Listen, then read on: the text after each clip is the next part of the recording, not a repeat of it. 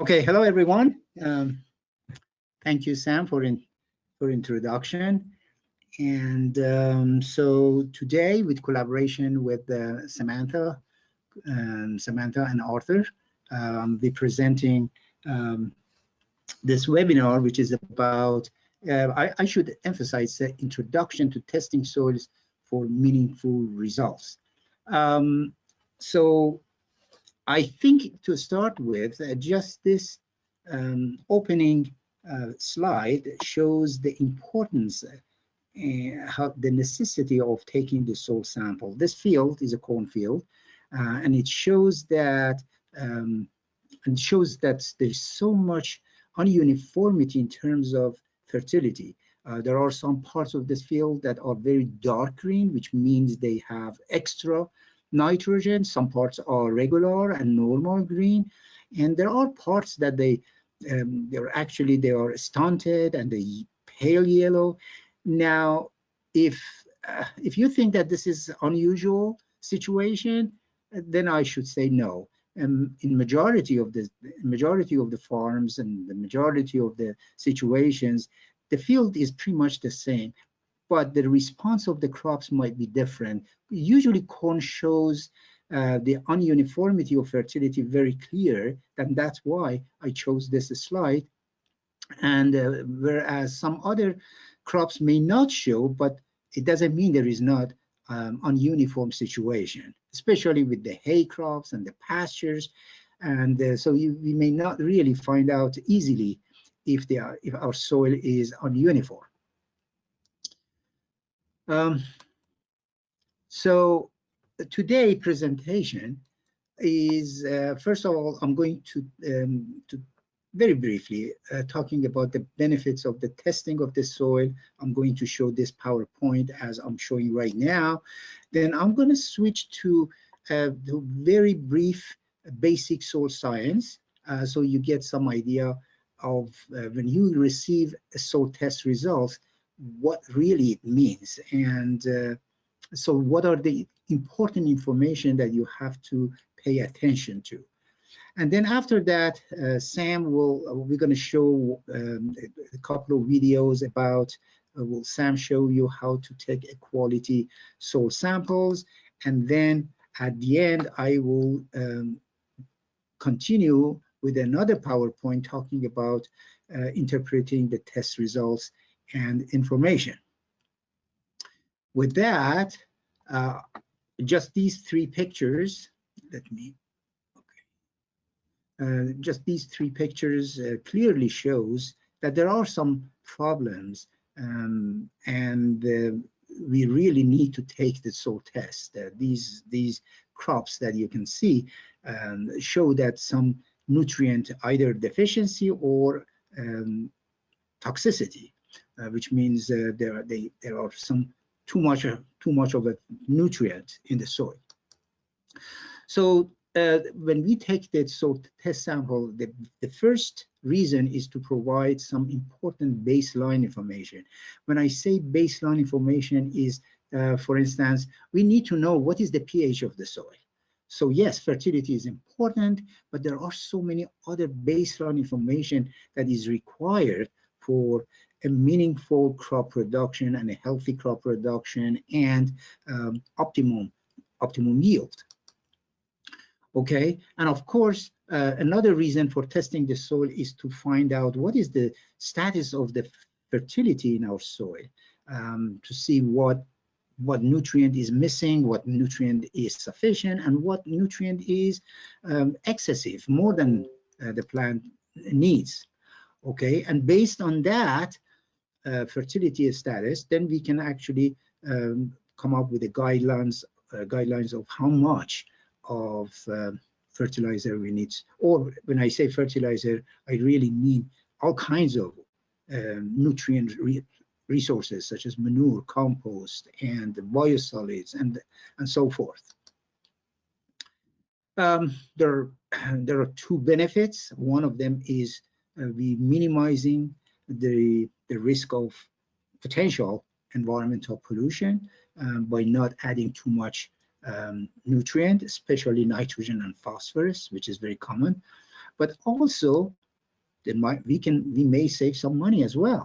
Okay, if there is no need to add phosphorus, why should we use a fertilizer that contains phosphorus, and so forth? So that's why we need to have to test our soil. Now, a very brief introduction to the essential nutrients. There are two groups of essential nutrients. We group them into macronutrients and micronutrients. And by definition, if any of these, doesn't matter if it's a macronutrient or micronutrient, if any of these nutrient is not there, doesn't exist in the soil, or they are not in the sufficient amount, then the plant either die or it performs very poorly and doesn't grow well and doesn't produce well.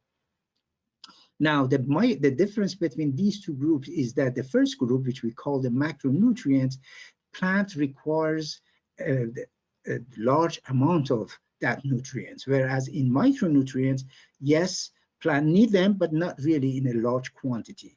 Okay, that's why some people call it trace nutrients, which means just a little bit of those is sufficient for optimum plant growth and yield. Now, among the macronutrients, these three, which we call the nitrogen, NPK, stands for nitrogen, phosphorus, and potassium, are more important simply because plant needs a large quantity of all of these three, especially the nitrogen. Okay? So now this graph is a very generic and standard graph that shows as, and this is not related to any specific nutrient. It applies to any nutrient that you can think of, from could be potassium, could be nitrogen, could be copper, whatever nutrient that you have.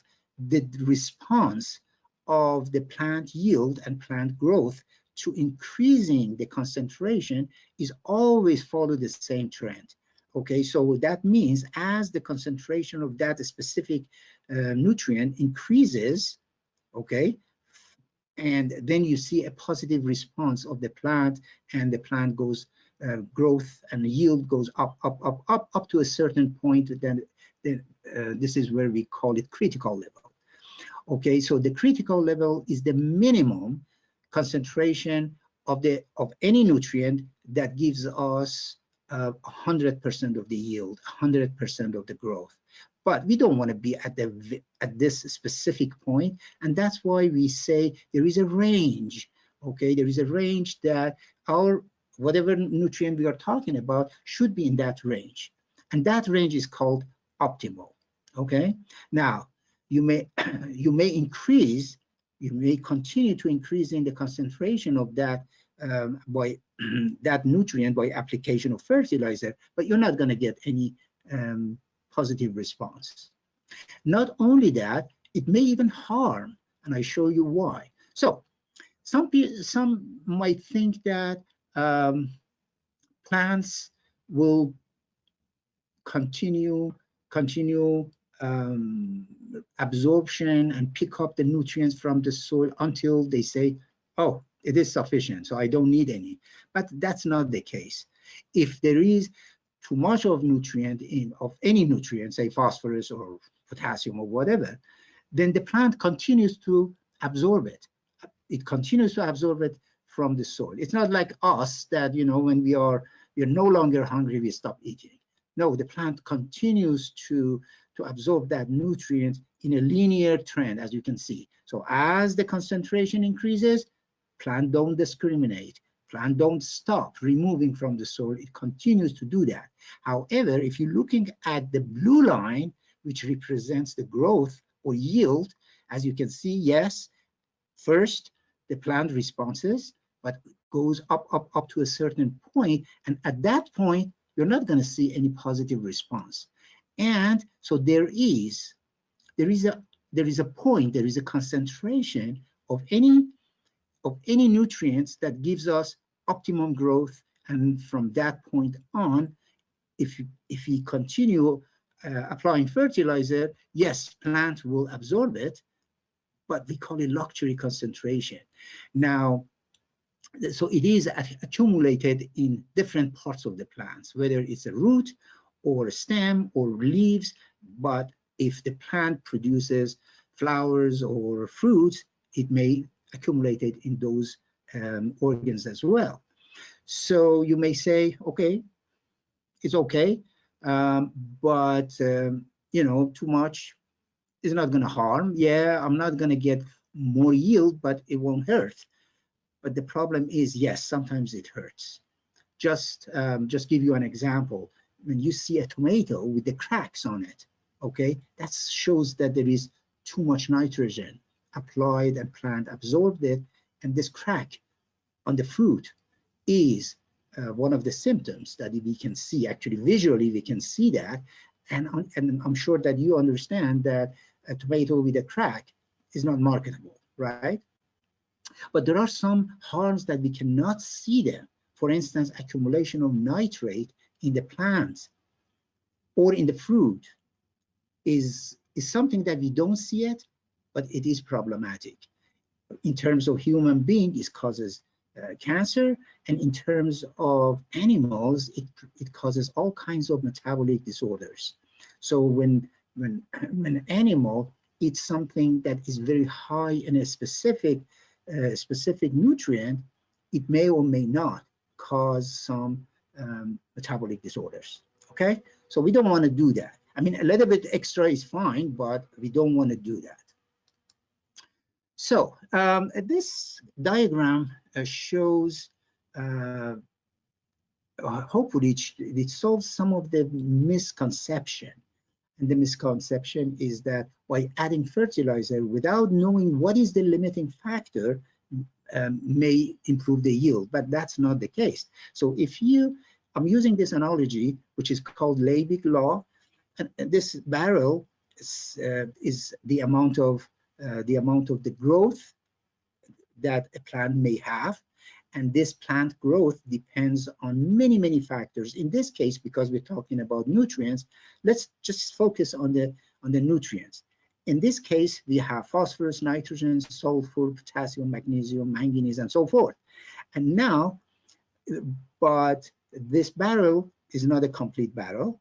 There are places that, as you can see, this is here, and so it shows that the water, which represents the growth, will be leaked because of the phosphorus problem. So now, in this case, if we add potassium, which is already high, we're not going to solve the problem. If we add nitrogen, we're not going to solve the problem, okay? Unless we identify what the problem is and just focus on that problem, we're not going to help plants to produce more and to produce healthier product. So the Liebig law basically says increasing a nutrient that is already plentiful is not going to helpful. It's not going to increase plant growth. Here in this example, the phosphorus is the leak. The phosphorus is the issue, and therefore we need to focus on the phosphorus. Okay, and only by increasing that limiting factor, after we identify what the limiting factor is, by increasing that limiting factor, then we can see some improvement in growth, yield, and sometimes quality. Okay. So another thing that we need to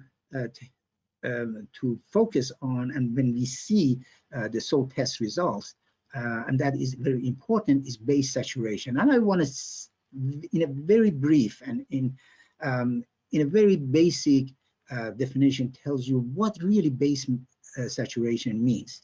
Now think about soil as a very small particles. Okay, that small particles has a surface. And remember that the soil particles have a negative charge, and therefore cations, which are metals like magnesium, calcium, iron, and others, they can attract it to the soil particle. And in fact, those cations are competing with each other to attach to the soil particles. Okay. Now, so by definition, base saturation is an indicator of plants' ease of gaining access to the nutrients. When I say nutrients, I mean those essential nutrients. Okay, now this definition and this concept is based on the idea that cations like magnesium, calcium, potassium, they are positively charged and they compete for attracting to the soil surface, okay, which is, as I said, is a negatively charged. So that means the cations are competing with each other. Now, what we like to see is most of those sites on the surface is occupied by these three: calcium, magnesium, and potassium, okay? And so how much? Well, we would love to have the optimum, the Cadillac of the situation is if 50 to 80% of the surface is occupied by calcium is good, is optimal. If 10 to 30% of the surface is occupied by magnesium is good. And we also want roughly about 5% of the soil surface be occupied by potassium. So in this case, yes, the amount of nutrient is important, but also the ratio of nutrient, and especially a ratio between calcium, magnesium, and potassium is also crucial to consider a soil healthy, okay? The other concept that I need to add, and is very important, is cation exchange capacity. From now on, I'm going to call it CEC, which stands for cation exchange capacity, okay? Now, the CEC, it measures the soil's ability to keep and to release nutrients. So basically, so CEC acts like a bank, okay? It's like a bank, and the more it retains nutrients, that means you have, or your plant has more money in the bank, and whenever they need it, they get it from the bank. So this is the analogy that I can use for what cation exchange capacity is and how it works. So the CEC depends on the amount of the clay in the soil, but at the same time, it depends on the organic matter. Remember that there is not really much you can do about the clay. You inherit a soil that is high in clay, or is low in clay, or is in medium in the clay. So there is not really much you can do about the clay. However, in order to improve the CEC, in order to improve your savings in the bank, you need to increase the organic matter, okay? Now, in New England soil, most like in Massachusetts, the CEC is more dependent on the organic matter rather than clay, okay? So when you see the CEC, I'm just saying, the CEC is 10, most of that CEC is coming from the organic matter. A part of that comes from the clay, but mostly is coming from organic matter. And that's why sometimes we can at least have a good estimate, not exact, but a good estimate of how much organic matter we have. If we know the CEC, we can imagine how much organic matter, what percentage of organic matter we have in the soil. It's not accurate, but at least it gives us some ideas. Okay. So, how much should be? You know, the CEC between 10 and 15 is good, is considered as adequate. I mean, it could be higher, but anywhere between 10 and 15 is enough, is adequate for a normal performance of most crops. Okay. And finally, I can't say enough about the importance of the soil pH. Okay, the soil acidity or soil pH is very, very important, crucial, basic information that you can get from testing the soil. The soil pH, yes, it varies in different farms, in different fields, because of two factors. One factor is parent material, the parent materials that they produced, the soil that you inherited, okay, the soil that you have. Based on the type of the parent materials, your soil may show some acidity or alkalinity. And also the other thing, which is more practical and you need to be aware of, is the amount of precipitation. The more precipitation that we have, the chances of the soil becomes acidic is higher. Remember, in Massachusetts, for instance, we have roughly about 43 inches of rain or precipitation, combination of snow and rain. That's a lot of precipitation, and therefore, no wonder that if you do nothing, the soil will be acidic.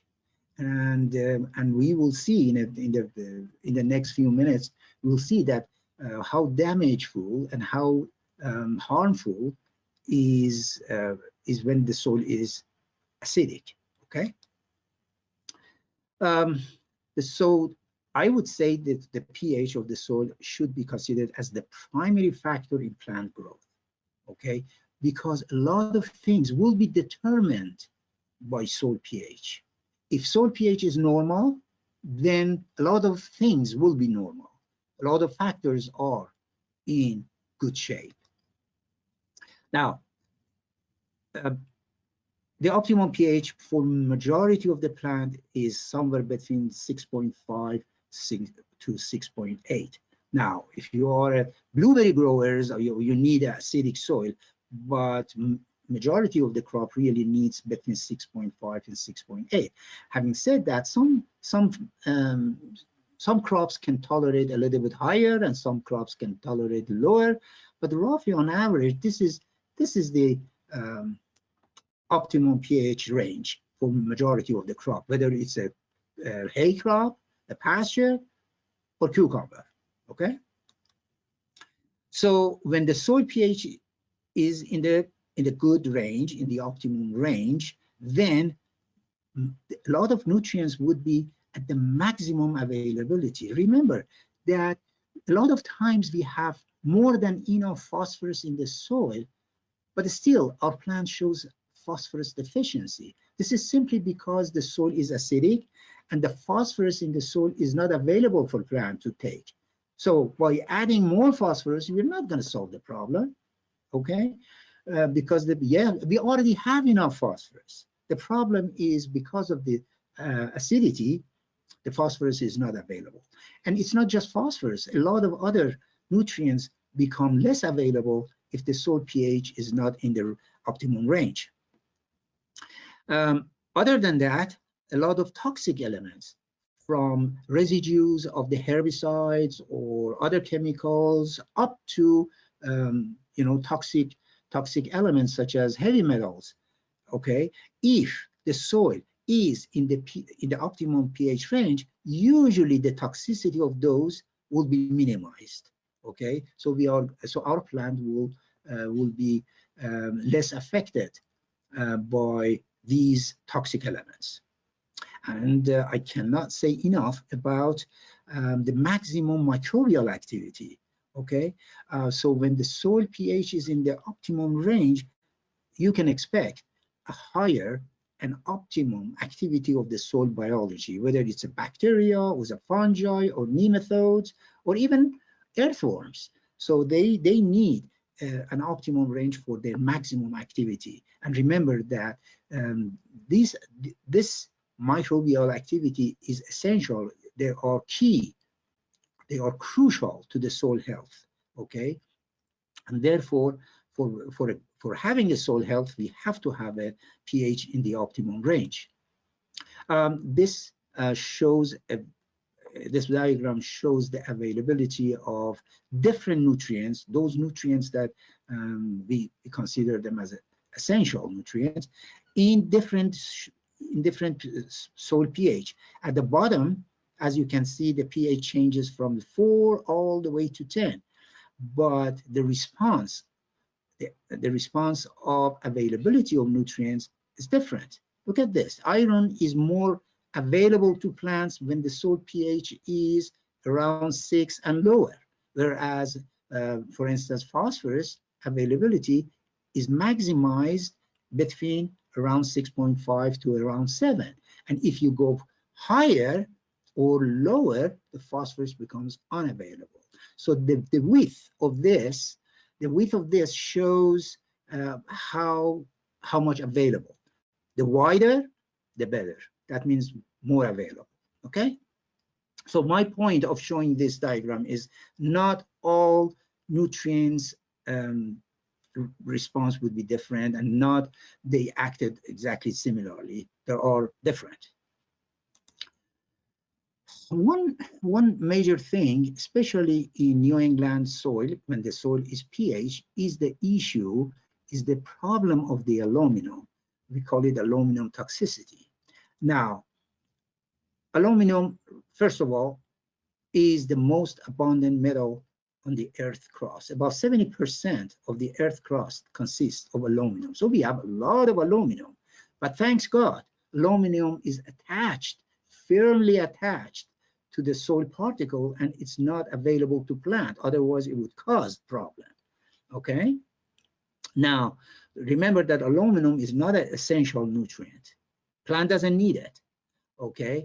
And as I said, it's not available for plant to take unless we have a acidic soil. When we have acidic soil, unfortunately, the aluminum separates from the soil and goes into the soil solution, and then plant and starts to harm our plant, whether directly or indirectly.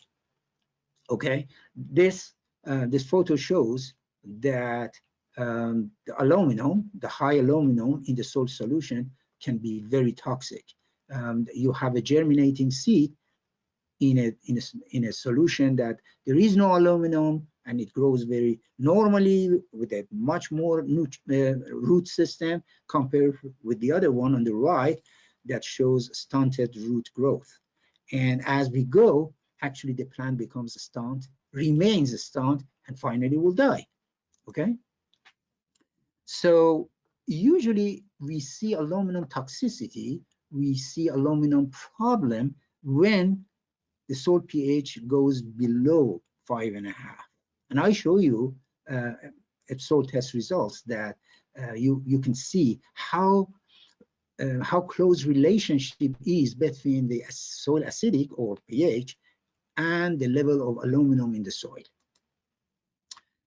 Okay, now when we keep the soil pH in the normal range, then we are going to control the presence of the aluminum in the soil solution, and it is not going to harm our plant. Aluminum toxicity sometimes is direct because it harms the soil. It causes. Look at these, for instance, these two. This is a situation when we have aluminum at the toxicity level. As you can see, the root growth is very limited, and this plant will eventually die. In this case, there is no aluminum toxicity. This picture shows even better. This is a normal plant in a good aluminum level, no aluminum, and this one is growing in a situation that aluminum is present. And because of the aluminum toxicity, you can see how poor plant is. Now, this is direct, but we have indirect effect of aluminum as well. Now, if there is high aluminum in the soil solution, then it prevents other nutrients, especially phosphorus and sulfur and some other ions, some other cations, to be picked up by the plant. So actually the presence of aluminum causes nutrient deficiency, even if that nutrient is not really deficient. Okay, the aluminum prevents its absorption by the plant. So as I said, we have direct toxicity, as we can see, and there are some indirect effect, which is by reducing the availability of other nutrients, whether it's a phosphorus and sulfur or other cations. So with that, I am going to let Sam talk to you about sampling soil in the field. Okay, listen. Hi, I'm Corcoran, and today I'm going to show you how to take a soil sample. So this will apply to whether you are a backyard gardener or whether you are farming on 500 acres. So the thing about taking soil samples is they are very easy. However, we get a lot of questions about the specifics of how to take the soil samples and when to take the soil samples. So I'm going to walk you through some of that information today so that you can make good decisions in order to take a great soil sample to give you the information that you need. So we take soil samples because obviously we want to know what is in the soil for our plants. Our plants eat from the soil. So if there is a deficiency in the soil, it's going to affect our plants' growth. Easy enough, right? But we also want to have these soil samples so that we can make smart amendment decisions. It costs your time and your money to put down amendments. And so we don't want to have to put down too much fertilizer because we didn't get a test beforehand. We also want to avoid under-fertilizing our plants. Both under-fertilizing and over-fertilizing result in reduced yields, and they can actually both make plants more susceptible to disease. So having a good soil balance is very important. It's really the first step of any type of farming or gardening to get a soil test. So one of the questions that we get quite a bit is, when is the best time of the year to take a soil sample? And what's good news for us is that's pretty much going to be in the fall, around October. So that's good news for us because that's when our crops are usually out of the field by October anyways, depending on what you're growing. It's also nice conditions, it's cool outside, and the soil sort of has this just right Goldilocks amount of moisture. So if you try to sample in the summer, the soil's going to be really hard because it's going to be dry. If you try to sample in the spring, which you can do, it's likely to be wetter and in fact too wet to actually get a good soil sample.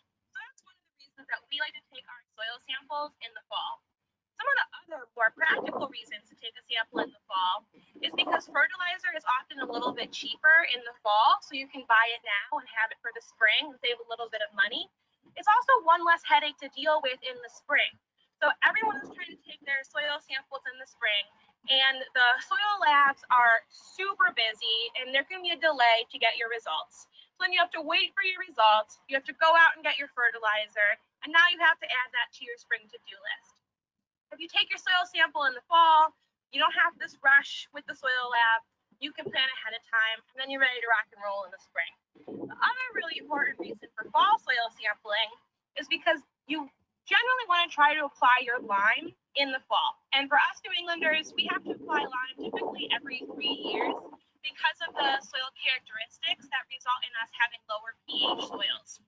And so because lime takes a little bit of time to react with the soil for that soil chemistry to actually occur, if you apply your lime in the fall, then by the spring, you're going to have a higher pH. And then you're also going to have better growing conditions for your plants. Now, let's say it's spring and you're watching this video and you want to take a soil sample. That's fine. It is still totally doable to take a soil sample in the spring. You just have a little bit more of a headache to work with. Now, if you want to sample in the summer, you technically can, but there aren't really great reasons to take soil samples in the summer. One reason might be because you're taking a pre-sidedress nitrate test. We're not going to talk about that today, but that is one exception.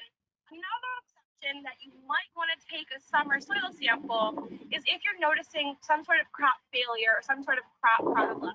Then you might wish to take a summer soil sample as part of your diagnostics to figure out. So that's with the next question we get is, well, how often should I sample?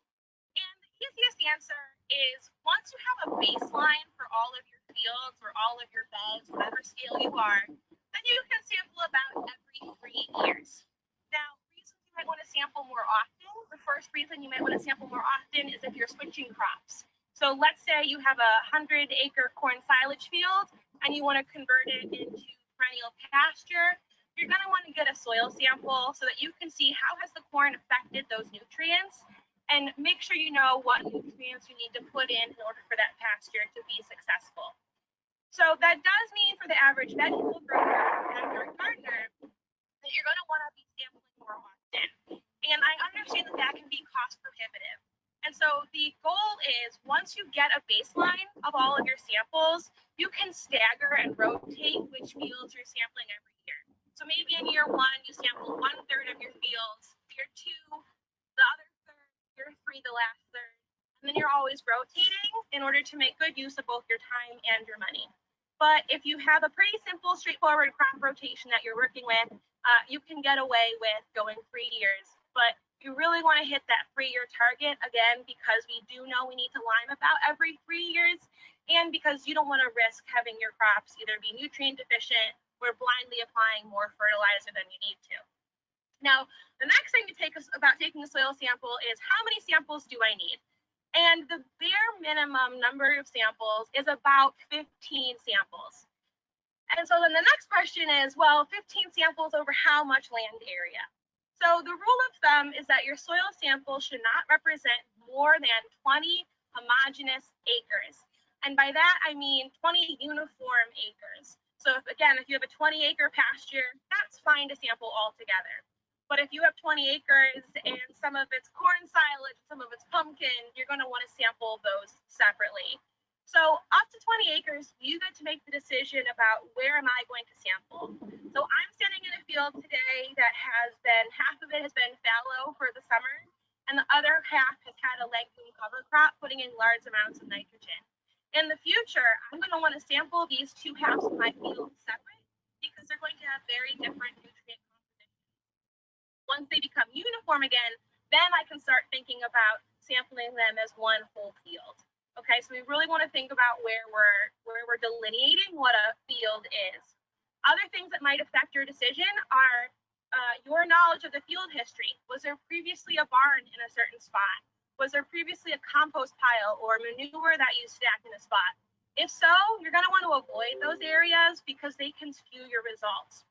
Other things that can have effects are sampling close to fence lines or underneath trees. Those are going to be different areas in terms of how animals approach them, in terms of how equipment approaches them. And so you want to exclude those field edges and those fence lines because they can skew your results. If you have a field that's on a grade, sample the top part separate from the bottom part. There's going to be differences in runoff of both your amendments as well as just rainfall. And again, those are going to have effects on both nutrients as well as soil pH. So thinking about how you're going to divide up or areas that you're going to avoid is a very important piece. But the average person is sampling, a pretty uniform piece, and so you probably don't have to put a whole lot of thought into that. Now, I said before the bare minimum is 15 samples. The more samples that you take, the better your result. The better your result, the better your recommendation in terms of how much amendment to put on or to not put on. So it's really not something that you want to cheat and do the bare minimum. It's worth your time and it's worth your money to take a couple extra samples. So what we're doing, when we're the professionals, right? And so I've sampled a couple hundred acres of land in New England over the past few years, is we go out and we go out with our soil probe. And this one that I'm showing you does not have a step on it, whereas this one has a step on it. So we really like these. They're between $100 to $150. And so if you're a farmer, you should absolutely have one. It's a worthwhile investment. If you're a backyard gardener, $100 to $150 can be kind of steep, but maybe you have a neighbor that can go in on it with you. Maybe you're a community gardener and you can all pitch in $10 and have a soil probe to share when you want to sample your plots.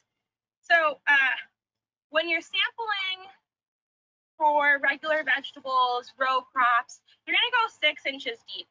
And these samplers tend to have a little indicator on them where 6 inches is.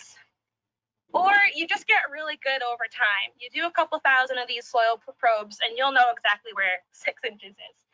Now, if you're going to do turf or pasture or lawn, whatever it might be, for that you're only going to go 4 inches deep. And the reason for these differences is because where plant roots are growing.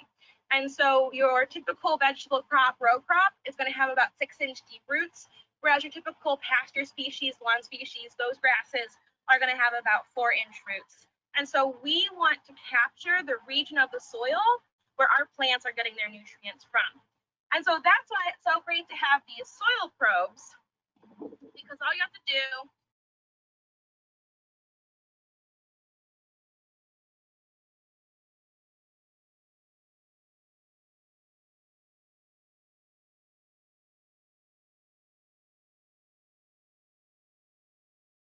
in the top part than I do in the lower part.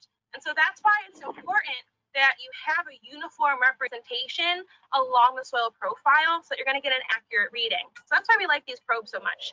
So what we do when we go out to a field is I pick a random number in my head. Let's say for this field, I'm going to pick 10. And that's based on experience. I'm going to walk every 10 steps. I'm going to stop and I'm going to take a soil sample. If I was doing a 20-acre field, I might pick 30 or 50 steps. And I'm going to zigzag across the field in order to get a uniform representation of my entire field. So I'm not really worried about that 10 minimum. I'm worried about getting really good soil coverage. So I'm representing the true soil profile. Now, if you don't have a soil probe, you're not out of the game. You can still accomplish this with a shovel, but you're going to want to use a spade or a flat shovel. And all you're going to do is sort of pre-dig yourself a little hole.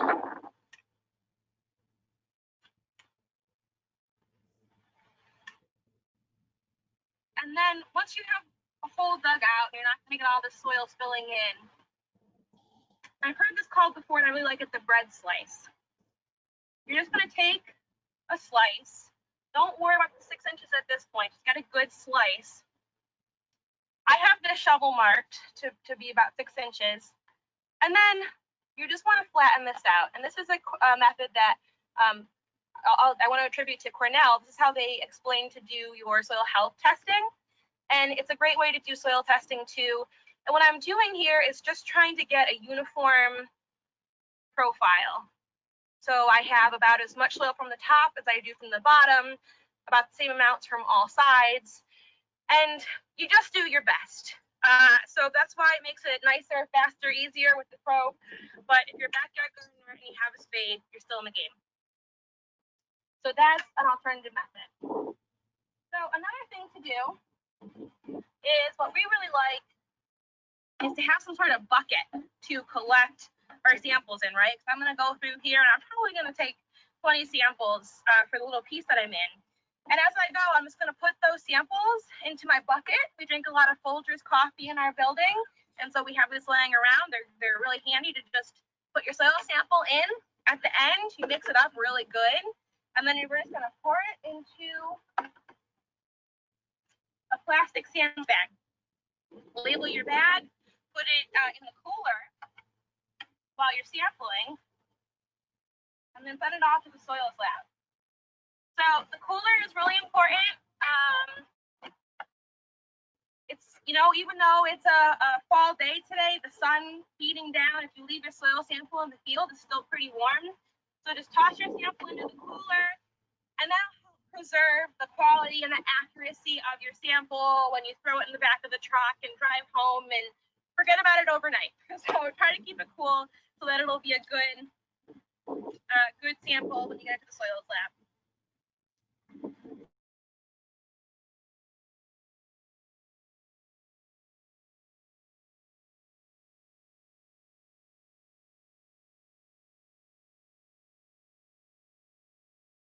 Some of these different fitness trackers that will track your mileage and your GPS.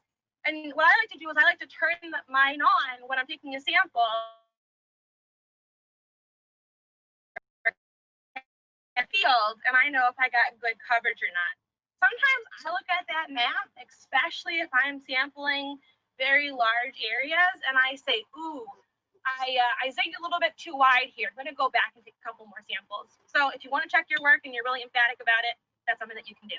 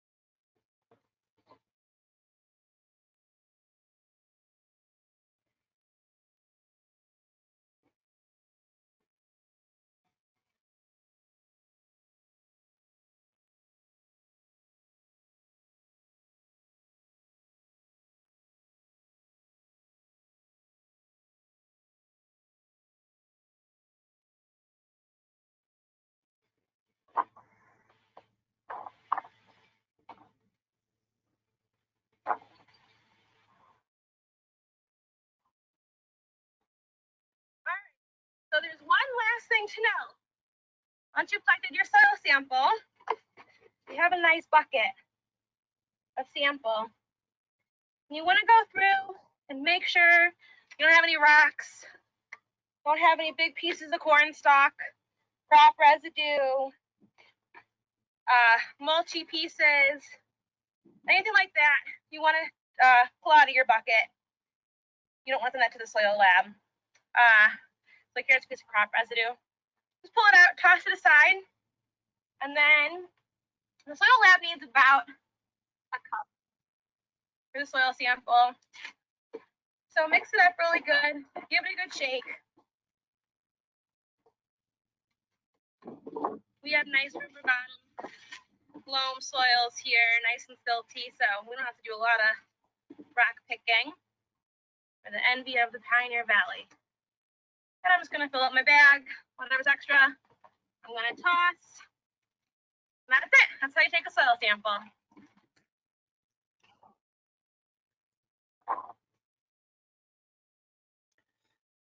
Okay, thank you, Sam. This is we show this just to show you. She used the GPS, and this is how she took the samples. She basically traveled about over 3 miles and took about close to 2 hours. But you don't really need to do that.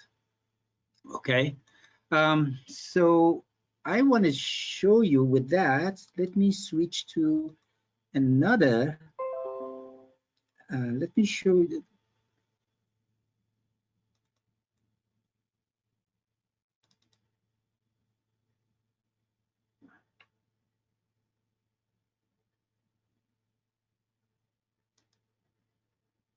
Okay, so let's suppose that you send this your sample to the lab, and you got this beautiful report from soil testing lab of UMass Extension.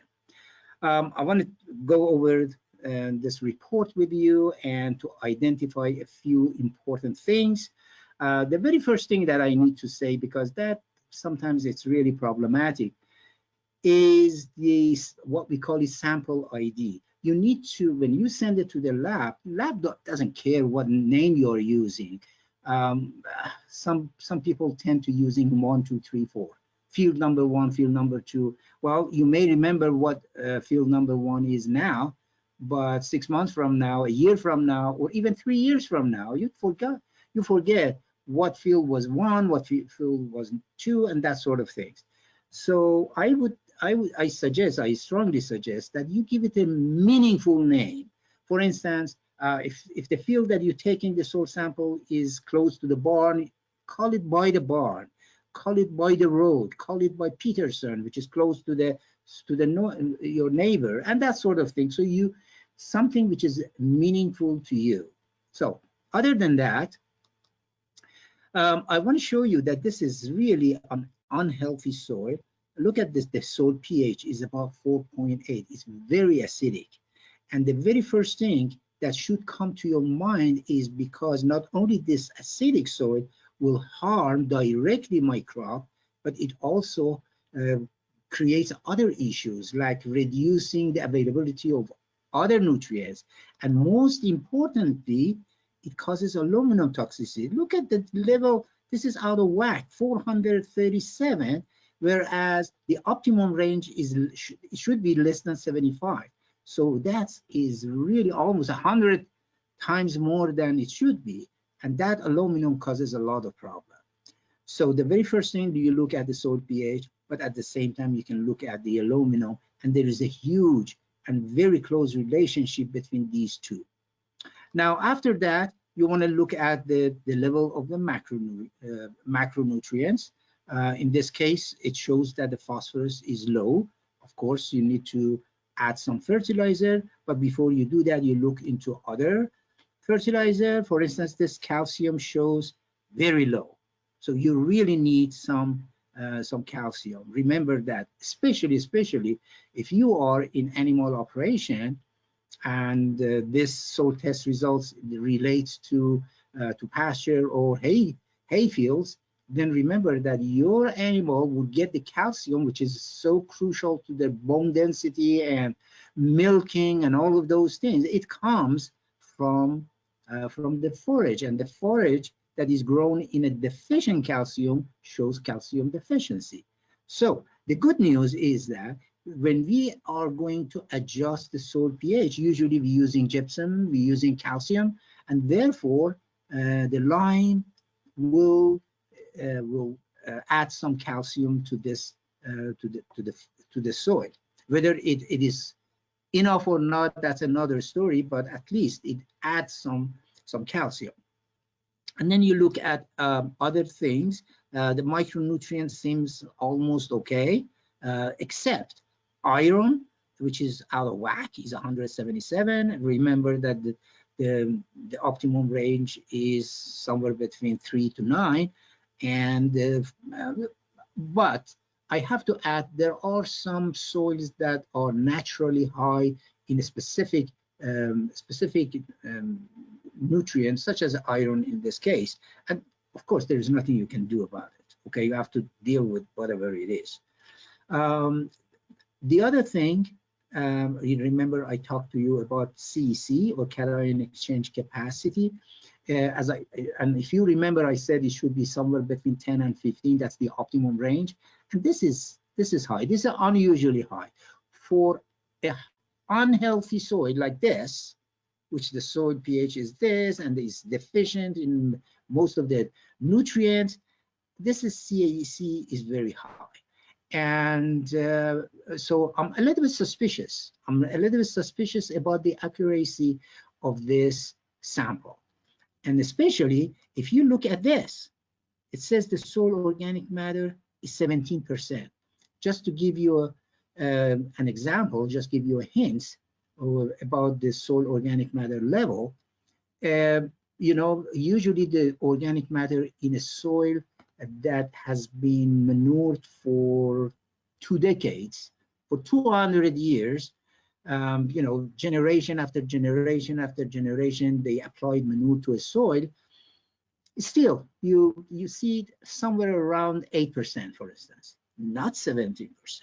So that shows the sample was not really good. As Sam mentioned, just a little piece of manure, just a little piece of plant residue may cause this problem. Okay, so the sample that you send to the lab, they're not going to do anything. So it is your responsibility to make sure there is no plant residues, there is no rocks, there is no manure, there is no piece of compost, in order to get a meaningful result. So other than that, I want to show you another problem. This is, as I said, this is very unhealthy soil. Look at you remember I talked about the base saturation, and I told you that an optimum range for calcium is that when you have when you have about 50 to 80% of the surface is occupied by calcium. Here you have only 10%. For magnesium, you have 3%, and for potassium is 2%. So that means not only the soil is bad in terms of pH and it's an unhealthy and doesn't have phosphorus, potassium, and all of those things, but the ratio, the base saturation ratio per certain is not there. And so that needs to be adjusted as well. So this is the first page of the report. And then the second page is about recommendation. Now, remember, when you're sending out a soil sample to the lab, you must identify what plant you are going to grow, because the recommendation for cabbage is totally different than corn, and corn is different than pumpkin. Okay, so lab doesn't know what crop you are going to grow. In this example is about for reseeding a pasture, reseeding a hayfield, and this is for reseeding, for establishment, a new pasture. Okay, first of all, because the soil was very acidic, it requires 16,000 pounds. That's a lot of, that's 8 tons of lime per acre. And of course, I never recommend this much lime application with one application. You have to split it. Now, if I say I wouldn't go more than 3,000, I mean, if I can push it, I can go to up to 3,500 pounds of lime per acre at each application, because the soil has the capacity, has so much capacity to react with the lime. If we add too much lime, it's not going to help. Okay, so I recommend that you apply it in several applications. Now, for pasture establishment, you need because the phosphorus was low, you need 150. You don't need any nitrogen because we do not recommend any nitrogen at the time of planting for the pasture. And of course, you had enough potassium, so you need potassium. Now, if you already have a pasture in place, if you already have a pasture in place and you just want to maintain it, then the recommendation may change. For instance, well, first of all, the lime is not going to change, but now you need some nitrogen and you need less phosphorus and so forth. I give you another example. Now, this example shows a much better soil, a much healthier soil. This one, the soil pH is in the optimum range, is 6.9, and I want you to look at aluminum level. Now the aluminum level is very low. Because aluminum will not be released into the soil solution because the soil pH is fine. Now, for some reason, the phosphorus is high, okay? The potassium is almost okay, but the calcium is a little bit low, so you may consider adding some gypsum to the land. But I want you to show you this. The cation exchange, probably one of the issue with this soil is the cation exchange capacity is low. As I said, it's not in the range of 10 to 15. So, and also, if you remember, I said the CEC is dependent on organic matter. That means simply the organic matter is not sufficient, and so your goal should be improving the soil organic matter. Now, how much you have already? This is just a very, very rough estimate. If you divide your cation exchange capacity, whatever it is, like in this case is 7, if you divide it by 2.6, okay, if you divide it by 2.6, it gives you a rough estimate of soil organic matter. Remember, this 7 is not all about organic matter. Some of them is related to the clay. So, so yeah, you have a combination of clay and you have an organic matter. But as I said, in New England, chances are the CEC is more related to organic matter. So by improving soil organic matter, you're going to have a much healthier soil. Now, if you look at the base saturation, now you're in a right ratio. The calcium occupied close to 60% of the soil surface, magnesium occupied 11%, and potassium 4%, and there is a good base saturation. Okay, so when it comes to the recommendation, I want you to compare the broccoli. This is recommendation for broccoli. This is recommendation for instance, garlic, because the whoever sent the sample to the soil didn't identify or mentioned I want to plant half of it broccoli, half of it garlic. That sort of things. But for if you are a backyard grower and you want to plant a variety of crops, there is a choice. There is an option that you can say, I'm a backyard grower, and so they will give you an average of all crops. So so that would be your best shot. Now remember that the pH was great, so they don't even recommend any lime, but you need 160 pounds of nitrogen and you need 125 potassium. But remember, when it comes to nitrogen, you can't add at one application. You have to follow, for instance, if this is vegetable, so you need to follow vegetable guide, New England vegetable guide, and it tells you that you need to apply nitrogen in 2 applications or sometimes 3 applications. Now, if you compare broccoli with the garlic, you need much less nitrogen because the broccoli requires more nitrogen compared with garlic, okay? But still, 120 is too much. For one application, you have to split it into 2 or even 3 applications. The phosphorus is already high, but you need less potassium compared with broccoli, okay? But also there are some comments in here that I would suggest that anybody who receives such a result need to follow all of those comments, okay? And so with that, I guess, thank you very much. We finished right on time. And so Sam, if you can tell us how question can be done. Yeah, so I have been answering questions. Some have come up throughout, some clarification questions. So I've been answering those. But now would be a great time if anyone has a question. Please go ahead and submit it in the question box. I can also, in the meantime, share some of the questions that were asked, and so you can answer them for the group if you would like to. So one of the questions was, is excess nitrogen the only mineral excess that is exhibited by splitting? I'm sorry, Sam, your voice is not clear. I didn't pick up the question. Okay, I'll try again. Is excess nitrogen the only mineral excess that is exhibited by splitting in tomatoes? Unfortunately, you're breaking on. You're breaking and.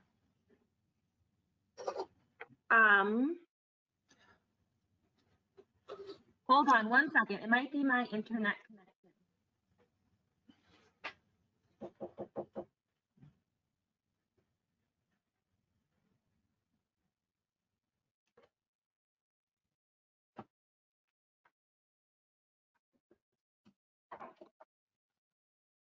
Okay, is that any better now? Well, yeah. You want to repeat the question? Yep, let me try again. And if you can't hear me well, I will call you and you can repeat that over the phone. Okay, is excess nitrogen the only mineral excess that is exhibited by splitting in tomatoes?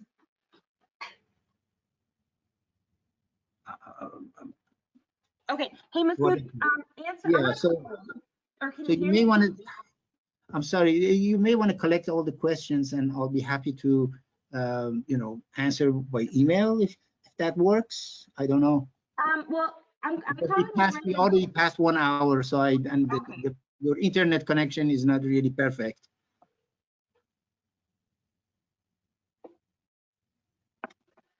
Okay. If there is, yeah. Hey, Masoud, can you answer Yes. your phone? I'm sorry? Oh. Can you answer? Okay. Okay, go ahead. Okay, great. So I'm going to ask you the question, and then you can repeat.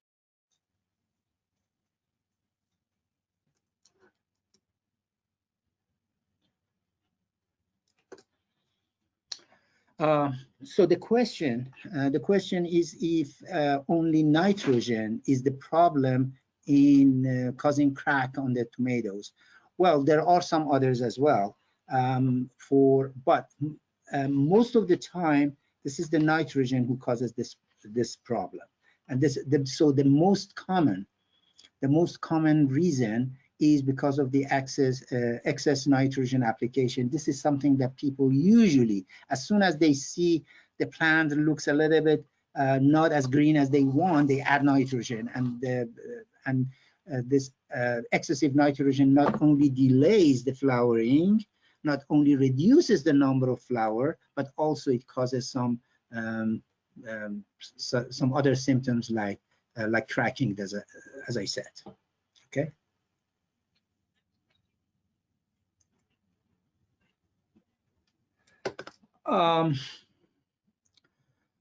Well, this is so the question is, what is the maximum allowable nitrogen application at one time. Remember that. I really can't answer this question because of the reason I will explain. The nitrogen is very, very dynamic, which means as soon as it's very soluble in the water. So as soon as you add nitrogen, it dissolves in the water, in the soil, and then it starts leaching. Now, if the plant is in the fast growing phase of growth, they can pick up most of it. But there is always the chance that you're losing some of the nitrogen through leaching. Now, if the plant is not really in the high and fast growth situation, the amount of the loss would be much higher. So now, with that information that I said in the general, I would definitely and again, it depends on the crop. It depends on the type of the crop. It depends on the root of the crop, the depth of the root of the crop, but also it depends how much nitrogen. I would definitely recommend a minimum of 2 applications, if not more. I mean, sometimes it's not impossible. It's not, in terms of economic, it's not feasible for larger growers to go out and apply 2 times or 3, more than 2 times.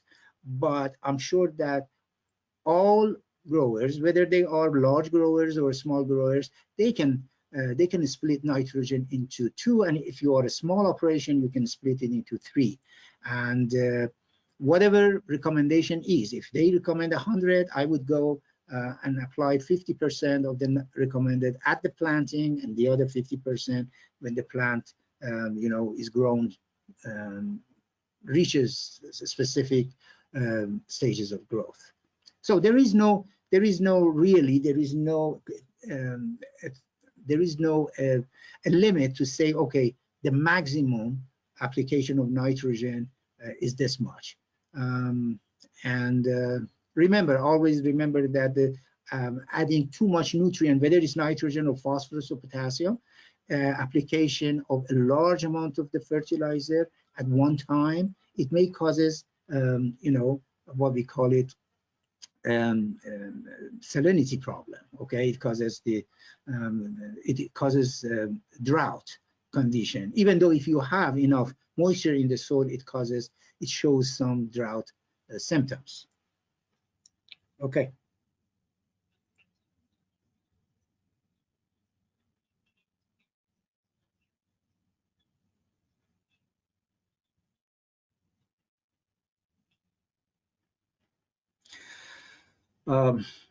So the first question is where to send the soil samples. If you go to just Google UMass Soil Testing Lab, and it takes you to the soil lab, and it gives you all the information about how to collect the sample, how to send it, where to send it, how much you have to pay, there are forms that you need to fill out, what kind of crop you're growing, and that information, okay? Whether you want organic matter, because remember, the standard soil testing doesn't give you organic matter percentage. So you need to pay, I'm not sure, $5 or so. You need to pay $5 extra in order to get your soil tested for organic matter level. Now, the other question was, what was the last question? Okay, so the last question is if the CEC is low, and the question is what? Is how to improve it?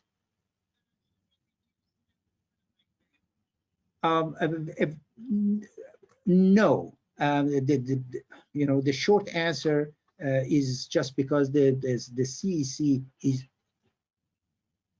just because the CEC is low doesn't necessarily means that you need to reduce the nutrient application rate. Remember, because the CEC is low, that means you already have problem of the lack of enough saving in your bank already, and now by reducing the nitrogen application, you make the situation even worse. However, the goal should be the CEC, as I said, is an indication of the soil organic matter. So therefore, your focus and your primary focus should be how I can increase the soil organic matter. You can do it in an inexpensive way by buying an application of compost and manure, that sort of things, which I still don't rule out. But the cheapest and the most effective way to increase soil organic matter, and your soil microbes will be even more happier, is by growing cover crops. Okay, so doesn't matter if you have a small garden or a large field, if you're growing cover crop, and that cover crop could be subject of another webinar. By adding cover crop, you are feeding the microbes by the root of the plants, but at the same time, the residues of the cover crop will be somehow or partly becomes the soil organic matter. And you'll see a gradual increase in CAC. And so remember that the organic matter, or CAC, doesn't improve very quickly. It takes time. Okay, it takes time to increase it, and you need to be patient. Okay, but it's a really rewarding practice for all people who are in farming business. Okay. I'm sorry? Yeah, so with that, first of all, I really thank you for attending this webinar. Second, I'm very appreciative to Sam, Arthur, and also Irene, who actually put those videos in the presentation. And remember that you're always welcome to send me email with questions. I'll be happy to help you out. And with that, thank you very much. Have a great day.